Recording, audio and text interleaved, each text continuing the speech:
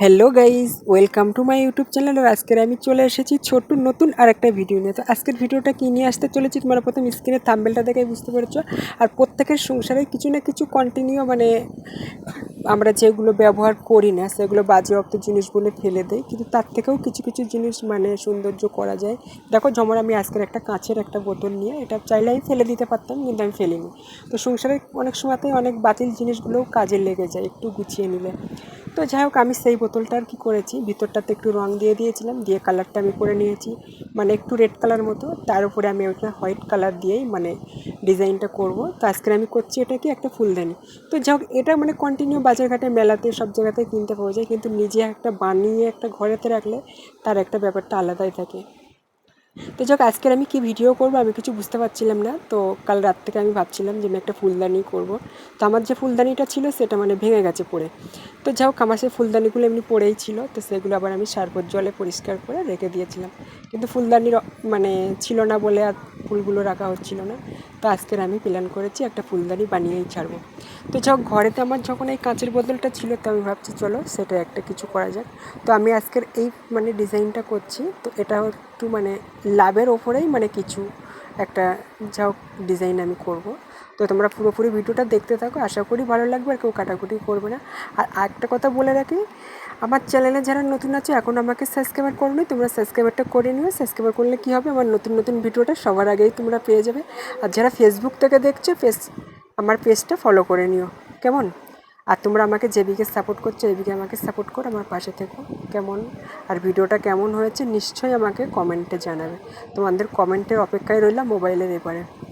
যাই হোক, চলো আর বেশি বকবক করছি না, ভিডিওটা দেখতে থাকো, আশা করি ভালো লাগবে। তো আমার পুরোপুরি ডিজাইন এখনও ফাইনালি হয়নি, অল্প একটু করেছি, তারপর একটু হাতটা ব্যথা করছিলো বলে আবার একটু রেস্ট নিয়ে নিলাম। আর কি বলবো, তো আমার হাত ব্যথা হয়ে গেছিলো, ফের একটু রেস্ট নিয়ে আবার চলে এসেছি।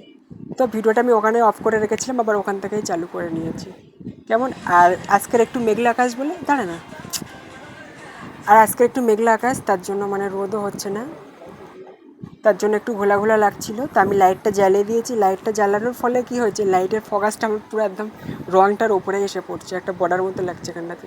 তো যাই হোক, কিছু করার নেই। তো এই ছিল আজকের ভিডিওটা, ব্যাস। আর কি বলবো, তো আমার এখানে প্রায় হাফ পজিশনে হয়ে গেছে। আর তোমরা দেখেই বুঝতে পারছো যে আমি লাভটা পুরোপুরি হট করে কেউ বুঝতে পারবে না যেটা লাভ চিহ্ন আমি করছি। তো লাভের মতোই, লাভের ডিজাইন দিয়েই আমি কলকাতায় এখানে আনছি। তো এই ছিল আমার ভিডিওটা, আর কি বলবো। ফাইনালি এর আগেও আমি একটা ভিডিও দিয়েছিলাম, তো মোবাইলের একটা কভার নিয়ে। তো সেই ভিডিওটাই মোটামুটি তোমাদের দিয়ে ভালোই আমি সাড়া পেয়েছি।